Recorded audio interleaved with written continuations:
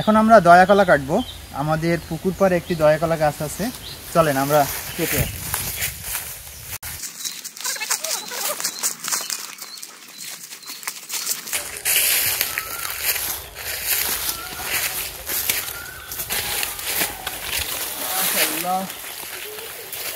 দিকে ধরতে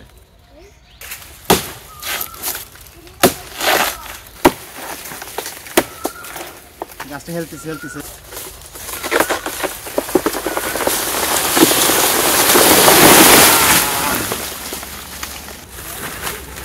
এই গাছটা দিয়ে আছে নৌকা বানানো যাবে। হ্যাঁ, যে বড় গাছ।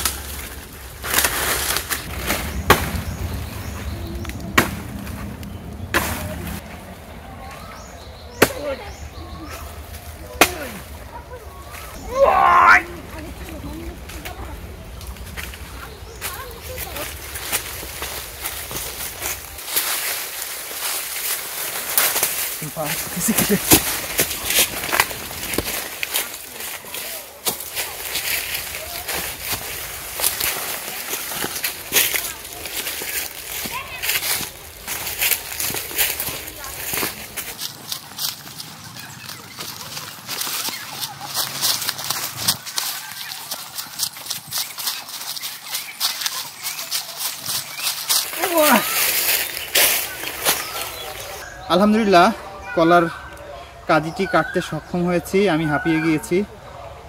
দেখেন আমার মাজার সমান বড় এবং এই কলাটা প্রচণ্ড ওয়েট। এটা মিনিমাম 30-35 কেজির বেশি হবে। এটা উঁচু করতে আমার খুব খবর হয়ে গেছে। আলহামদুলিল্লাহ, আল্লাহর রহমত।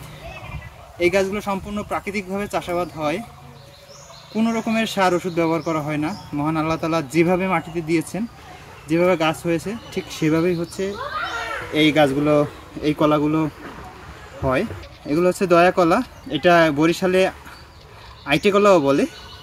যাদের পেটে সমস্যা, বাথরুম নরম হয়, তারা এই কলা খেলে ভীষণ উপকার হয়। এই কলাগুলো খাবেন, যদিও ভিতরে বিচি আছে, বাট এটা মারাত্মক উপকারী একটা। আলহামদুলিল্লাহ।